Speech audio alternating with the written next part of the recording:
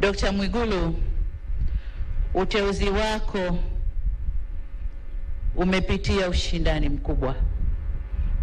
mkubwa, na katika vigezo kadhaa umeibuka kuwa na sifa nyingi kidogo kuliko wengine ulioshindana nao, na vigezo vyote vilivyopimwa, tumepima maeneo mbalimbali ya kuitumikia nchi hii, ya kulitumikia taifa hili. Kubwa zaidi ni wa kutumikia wananchi wa Jamhuri ya Muungano wa Tanzania. Narudia, wa Jamhuri ya Muungano wa Tanzania.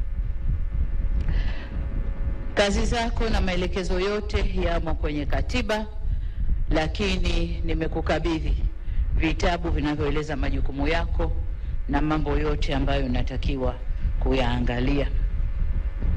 Umepokea kijiti kutoka kwa Waziri Mkuu mstaafu ndugu yetu Mheshimiwa Kassim Majaliwa, ambaye amefanya kazi nzuri kufanikisha tunayotamba nayo leo.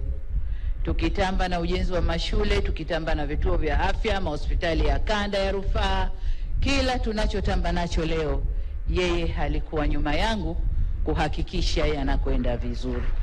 Kwa hiyo umepokea kijiti kutoka kwa mfanyakazi mzuri ambao sina shaka utafuata miguu yake na utaongeza pale unapohisi panahitaji kuongezwa nguvu. Hivyo tunakupongeza na kukutakia kila laheri katika utekelezaji wa majukumu yako mapya.